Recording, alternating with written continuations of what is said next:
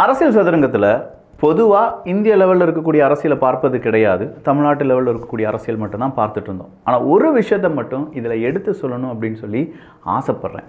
மகாராஷ்டிராவில் வெர்சோவா அப்படிங்கிற ஒரு தொகுதி, அந்த தொகுதியில் ஒருத்தர் என்ன செய்கிறாரு, போட்டி போடுறார். அவர் சோஷியல் மீடியாவில் மிகப்பெரிய வைரல் பிரபலம்னு தோணுது. எத்தனை மில்லியன் ஃபாலோவர்ஸை வச்சுருக்கார் அப்படின்னு பார்த்தா 5.6 மில்லியன் ஃபாலோவர்ஸை வச்சுருக்காராம். அதாவது 56 லட்சம் ஃபாலோவர்ஸ். கண்டிப்பாக ஒரு தொகுதி போட்டியிட்ட தொகுதியிலையும் அவர் ஃபேமஸாக தான் இருந்திருப்பார். அவருடைய இன்ஸ்டாகிராம் பக்கத்தை நிறைய பேர் பார்த்துருப்பாங்க. அப்போ அவருக்கு ஒரு 1000 ஓட்டாவது கிடச்சிருக்கணும்ல அப்படின்னு சொல்லி பார்க்கும்போது அவருக்கு கிடைச்ச ஓட்டு 155 அப்படின்னு சொல்கிறாங்க. இதை பல மீடியாக்களும் இன்றைக்கி டெலிகாஸ்ட் பண்ணியிருக்காங்க. சொல்லப்போனால் social media versus real politics அப்படிங்கிறதுல ஒரு பெரிய கேப் இருக்குது அப்படிங்கிறத நம்மளால் இந்த ஒரு பதிவுலேருந்து பார்க்க முடியுது. இதையே இப்போ எல்லாருமே ஷேர் பண்ண ஆரம்பிச்சிருக்காங்க. நாம் தமிழர் கட்சியாக இருக்கட்டும், திமுகவை சார்ந்தவங்களாக இருக்கட்டும், அதிமுகவை சார்ந்தவங்களாக இருக்கட்டும், சோஷியல் மீடியா கிடையாது இங்கே அரசியலின் அந்த வெற்றி தோல்வியை தீர்மானிப்பது, யதார்த்த கள நிலவரம் தான் அப்படின்னு சொல்கிறத நாமும் மறுக்க முடியாது. இங்கே இருக்கக்கூடிய அரசியல்வாதிகளுக்கு, இப்போ அரசியல்வாதிகளாக மாற துடிக்கும் இளைஞர்களுக்கு, இல்லை நடிகர்களாக வந்து அரசியல்வாதி ஆனவங்களுக்கும், அதே மாதிரி பல இயக்குநர்களாக இருந்த அரசியல்வாதிகளாக ஆனவர்களுக்கும் ஒரு விஷயத்தை மட்டும் சொல்லிக்கொள்ள விரும்புகிறோம். அதிகாரிகளாக இருந்த அரசியல்வாதி ஆனவர்களுக்கும் எல்லாரும் வந்துட்டாங்கல்ல, அண்ணாமலை வந்துட்டார், விஜய் அவர்கள் வந்துட்டாங்க, சீமான் அவர்கள் வந்துட்டாங்க, உதயநிதி ஸ்டாலின் அவர்கள் வந்துட்டாங்க, எல்லாரும் வந்தாச்சா, யாரையும் விட்டு வைக்கல. எல்லாருக்கும் ஒரே ஒரு விஷயந்தான், மக்களுக்கு நல்லது செய்வதற்கும் மக்களை மக்களாக பார்ப்பவர்களுக்கும் இங்கே அரசியலில் ஒரு நிரந்தரமான இடம் கிடைக்கும். மக்களை வெறும் ஓட்டுகளாக மட்டும் பார்க்கக்கூடிய நபர்கள் இனி வரக்கூடிய யுகத்தில் வாழ முடியாது, அவங்களால நிற்க முடியாது. கடந்த காலங்கள் அது ஒரு ஒரு ஒரு கருப்பு பக்கம்னு வச்சுக்கோங்களேன். ஆனால் எதிர்காலங்கள் கண்டிப்பாக அப்படி இருக்காது அப்படிங்கிறத நம்மளால் சொல்ல முடியுது. ஏன்னா உடனடியாக அவங்க என்ன பேசியிருக்காங்க, என்ன நடந்திருக்காங்க, அவங்களுடைய ரியாக்ஷன் எப்படி இருந்திருக்கு, அவங்கள எத்தனை பேர் போற்றியிருக்கிறார்கள், தூற்றியிருக்கிறார்கள், எல்லாமே டேட்டா பேஸாக வந்துடுது பார்த்தீங்களா. அதில் முக்கியமாக பழனி முருகன் கோவிலும் பாவம் பழனி ஆண்டவரையும் அரசியல் படுத்தினார்கள். இப்போது அதே பழனி ஆண்டவரை வைத்து ஒரு அரசியல் நடைபெற்று கொண்டிருக்கிறது. அது என்ன அப்படிங்கிறதுலாம் இந்த ஒரு பதிவில் பார்க்க போகிறோம். இது ஆழமான அரசியல் சதுரங்கம்.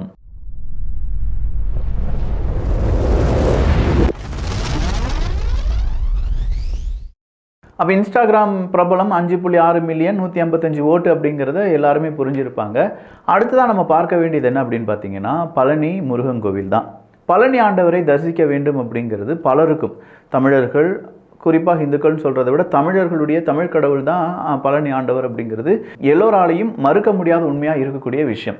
அப்படிப்பட்ட பழனி ஆண்டவரை யாருமே பார்ப்பதற்கு ஆசைப்படுவாங்க. அது அந்த ஆசை யாருக்கும் இருந்திருக்கு அப்படின்னு பார்த்தீங்கன்னா திருமாவளவனவர்களுக்கும் இருந்திருக்கு. நேராக பழனி ஆண்டவரை நான் தரிசித்தேன், நான் அங்கே போனேன், அவங்கள பார்த்தேன், எனக்கு பார்க்கணுன்னு ரொம்ப நாள் ஆசையாக இருந்துச்சுப்பா அப்படின்னு சொல்கிறார். அங்கே அவர் இன்னொரு சொல்கிறாரு, நம்பிக்கைக்கும் இந்துத்துவாவுக்கும் நிறைய வித்தியாசம் இருக்குது. இந்துத்துவா வேறு, நம்பிக்கை வேறு. மக்களுடைய நம்பிக்கையினுடைய நம்பிக்கையாக நான் இருக்க விரும்புகிறேன் அப்படின்னு 2024 திருமாவளவன் அவர்கள் சொல்கிறாங்க. ஆனால் இதே திருமாவளவன் அவர்களுடைய கொள்கை இருக்கக்கூடிய விசிகாவை சார்ந்த திருமாவளவன் அவர்கள், ஏன்னா 2 திருமாவளவன் அவர்கள் இருக்க முடியாதுல்ல. பழனி ஆண்டவருக்கு போன ஒரு திருமாவளவன் அவர்கள், விசிகாவினுடைய தலைவர் திருமாவளவன் அவர்கள் அப்படின்னு சொல்லி 2 திருமாவளவன் இல்லைல்ல. அந்த திருமாவளவன் அவர்கள் என்ன சொல்லியிருக்காங்க, நீ தமிழ் கடவுள் முருகன் அப்படின்னு சொன்னாலுமே சனாதானம் அப்படிங்கிற வழுக்குப்பாறையில் காலை வச்சுட்டுன்னு தான் அர்த்தம், அது ஒன்று பிடிச்சி இழுத்துரும் அப்படின்னு சொன்னவர். இப்போ நாம எல்லாம் முருகனை வேற நம்ம கடவுள்ங்கிறோம். நீ முருகனை நம்ம கடவுள்னாலும் அந்த வழுக்குப்பாறையில் கால் வீழ்ச்சா கூட சனாதனத்தின் அதல பாதாளத்தில் கொண்டு போய் விட்டுவிடும் நம்மை. முருகன் தமிழ் கடவுள் என்றால் பிள்ளையாரும் தமிழ் கடவுளாக இருக்க வேண்டும், அப்படி இருக்கும்போது எப்படிப்பா அப்படின்னு சொல்லி ஏளனம் செய்தவர். கோவில் பொரியா அங்கே பாரு, அங்கே கோபுரங்கள் எல்லாம் அசிங்கமான பொம்மைகள் இருந்தது என்றால் அதுதான் கோவில் அப்படின்னு சொன்னவர் தான் இந்த திருமாவளவன் அவர்கள். திடீர்னு ஏன் அவருக்கு பழனி ஆண்டவர் மேலே இவ்வளோ பெரிய அதீத நம்பிக்கை, ஏன் அங்கே போனார்? அது அவருடைய தனிப்பட்ட விருப்பு வெறுப்பாக இருந்தால் கூட பொதுவெளியில் அவர் பேசிய பல பேச்சுக்கள் இங்கே பழனி ஆண்டவரை கொச்சைப்படுத்தும் விதமாக இருந்திருக்கிறது. அதை விசிகாவினுடைய தோழர்களும் மறுக்க முடியாது. ஆனால் அது இப்போ அவர் போயிருக்கார் அப்படிங்கிறதுக்கு விளக்கத்தை நீங்களே தந்துட்டா கொஞ்சம் நல்லா இருக்கும். இதை சாதாரண மக்கள் எப்படி பார்க்குறீங்க? ஐயா புரிஞ்சுக்கோங்கய்யா, நம்மளை வச்சு இப்படிலாம் அரசியல் பண்ணுவாங்க அப்படின்னு சொல்கிறத விட கடவுளை வைத்து இங்கே அரசியல் நடந்து கொண்டிருக்கிறது. எப்படி ஜாதி ஒழிக்க நாங்கள் பாடுபட்டோம் அப்படின்னு சொல்கிற ஃப்ரண்டில் அப்படி வந்து பேசிடுவாங்க, பேக்கில் நம்ம ஜாதி நாங்கள் போட்டிருக்கியாப்பா, நம்ம ஜாதி பையன் தானே, நம்மளால் தானே அப்படின்னு சொல்கிறவங்க தான் இங்கே அரசியல்வாதிகளாக இருக்காங்க.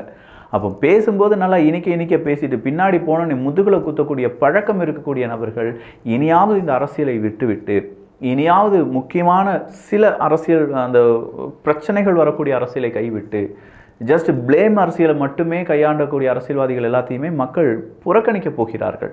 அது என்ன பிளேம் பொலிட்டிக்ஸ் அப்படின்னு நீங்கள் கேட்கலாம்.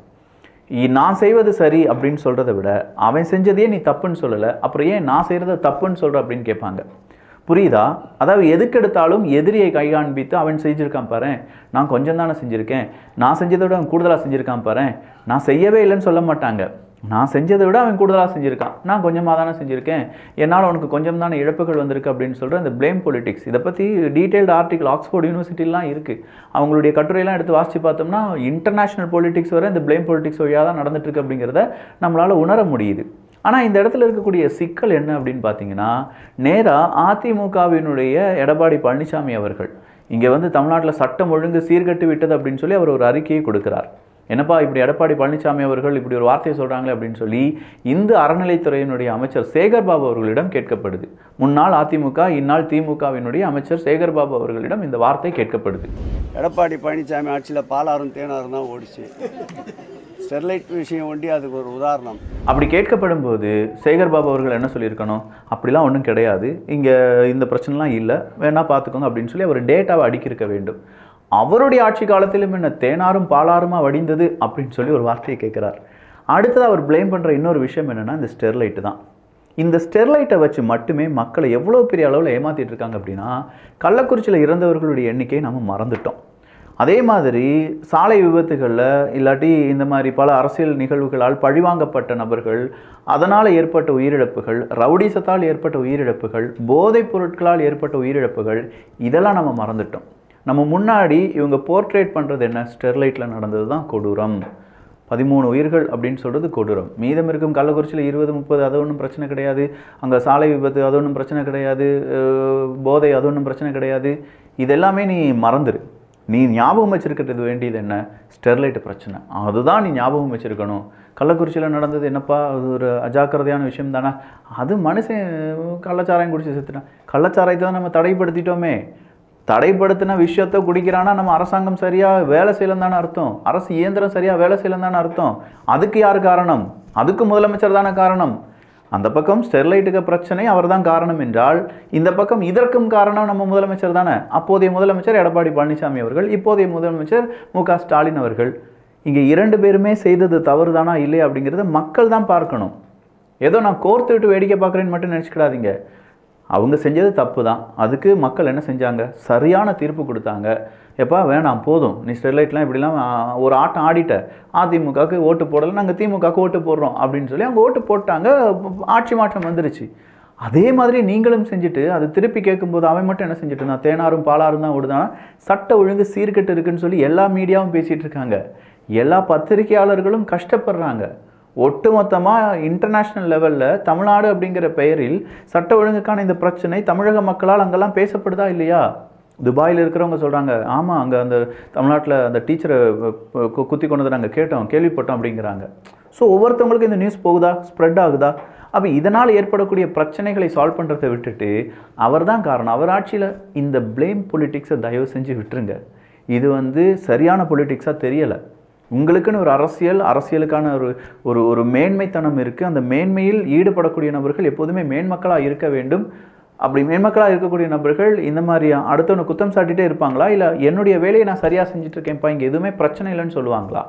இங்கே இருக்கக்கூடிய தமிழ்நாட்டு மக்களை முட்டாளாக்கக்கூடிய மிக முக்கியமான அரசியல் இந்த பிளேம் அரசியல் தான். எதுக்கு எடுத்தாலும் இப்போ நம்ம போய் நாளைக்கு ஏதாவது ஒன்று கேட்டுட்டோன்னா, அந்த கட்சிக்காரன்ட்ட பேசும்போது நீ கேட்டியா, கரண்ட் பில் ஏறிடுச்சு, அது போன வருஷம் அவங்க செஞ்ச தப்புயா, அவங்க செஞ்ச தப்புனால தான் நீங்கள் இப்போ என்ன செஞ்சிட்ருக்கீங்க, இந்த மாதிரி கரண்ட் பில் ஏறிடுச்சு அப்படின்னு சொல்லுவாங்க.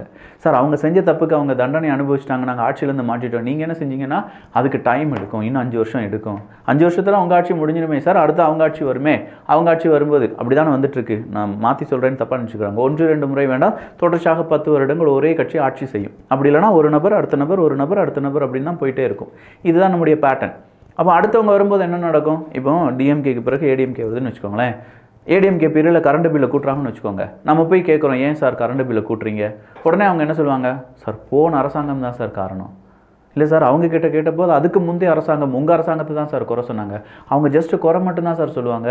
உண்மையிலேயே போன அரசாங்கம் தான் சார் காரணம் அப்படின்னு சொல்லி ஏடிஎம்கே பீரியட் சொல்லுவாங்க. மக்கள் டெஸ்பாகி மறுபடியும் என்ன செய்வாங்க, ஐயோ இதுக்கு அதுவே பரவாயில்லையே அப்படின்னு சொல்லி அடுத்த எலெக்ஷனில் 2026 2031 எலெக்ஷனில் மறுபடியும் டிஎம்கே வர சொன்னால் அவங்க என்ன சொல்லுவாங்க, இப்படியே ஒரு லூப்பு தான், கடைசி வரையும் நாங்கள் லூப்லேயே சுற்றிக்கிட்டு இருக்கணும், நீங்கள் மட்டும் ஜெகஜோதியாக வாழ்ந்துக்கிட்டே இருக்கணும். ஒரு வீடு கட்டி அப்படி கட்டின வீட்டுக்கு இஎம்ஐ அடைக்கிறதுக்கே எங்களுக்கெல்லாம் 30 வருஷம் தேவைப்படுது. ஆனால் இந்த அரசியல்வாதிகள் மட்டும் டக்குன்னு மல்டி ஸ்டார் ஹோட்டல்லாம் கட்டுறாங்க. திடீர்னு பார்த்தா அவங்களுக்கு 1000 கோடி 2000 கோடி அப்படின்னு சொல்கிறாங்க. திருப்பூர்லலாம் நிறைய கோடிக்கணக்கான 33 கோடிலாம் யாரும் மாப்பிளலாம் வாங்கியிருக்காரு அப்படின்னு சொல்லி சவுக்கு சங்கர் வேற ஜவ்வா இழுத்துக்கிட்டு இருக்கார் ஒரு பிரச்சனையை.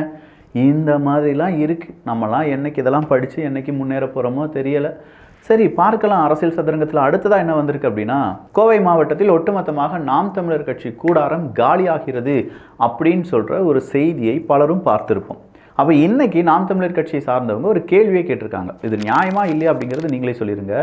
கோவை வடக்கு மாவட்டத்தில் 4 பேர் கட்சியை விட்டு வெளியேறியதற்கு கூண்டோடு கட்சி கலைப்பு என ஊடகங்கள் செய்தியை வெளியிட்டன. ஆமா பின்ன அப்படி செய்தியை வெளியிடாமல் இருந்தால் எப்படி? இன்றைக்கு நூற்றுக்கணக்கான உறவுகள் திரண்டு பத்திரிகையாளர் சந்திப்பில் அதனை முற்றாக மறுத்திருக்கின்றனர். ஒரு ஊடகத்திலாவது அது செய்தியாக வெளிவரவில்லையே, காரணம் என்ன அப்படின்னு சொல்லி கேட்குறாங்க. This is called manipulation.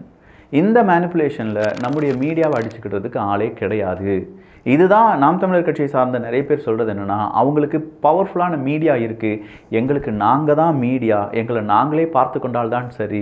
அதனால தான் இந்த நாம் தமிழர் கட்சியை பொறுத்த வரைக்கும் அவங்க பெய்டு ஐடிவிங்லாம் கிடையாது. அவங்களுடைய எல்லா தம்பிகளும் ஐடிவிங்கை சார்ந்தவர்கள் அப்படிங்கிற மாதிரி இருக்கும். ஹேஷ்டேக் போர்லாம் நாம் தமிழர் கட்சியை ஜெயிச்சுக்கிட ஆளே கிடையாதுன்னு வச்சுக்கோங்களேன். ஸோ இவங்க இப்போ கேட்கக்கூடிய அந்த கேள்வியை மட்டும் அதனுடைய அந்த கோரை புரிஞ்சுக்கோங்க. 4 பேர் காலியானதுக்கே ஒட்டுமொத்தமாக திவாலாயிட்டாங்க அப்படின்னு சொன்ன ஊடகங்கள் நூற்றுக்கணக்கான பேர் அது இல்லை அப்படின்னு சொல்லும்போது அதை வெளியிடுவதற்கு தயாராக இருந்தார்களா இல்லையா? ஏன் அதை வெளியிடவில்லை? நியாயமான கேள்வியாக இருக்கா இல்லையா?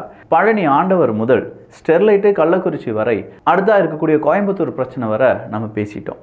இதெல்லாம் பேசியிருக்கேன். உங்களுக்கு எதெல்லாம் பிடிச்சிருக்கு அப்படின்னு சொல்கிற உங்களுடைய கருத்துக்கள் ப்ளஸ் நான் யோசிக்க சொல்கிறேனே தவிர நான் சொல்கிறத மட்டும் கேட்டுட்டு அப்படியே விட்டுருங்கன்னு சொல்லலை. நான் சொல்கிறதுல எவ்வளோ உண்மைகள் இருக்குது. ஊடகம் நம்மகிட்ட பொய் சொல்கிறாங்களா? ஊடகம் நம்ம என்ன நம்ப வைக்கிறாங்க கேட்கலாம்ல. அரசியல்வாதிகள் நம்மிடம் இருந்து என்னெல்லாம் மறைச்சிருக்காங்க. ஒரு தடவை பேசின பேச்சுக்கு அடுத்த தடவை அவங்க பேசுகிற பேச்சுக்கும் எவ்வளோ வித்தியாசம் இருக்குது.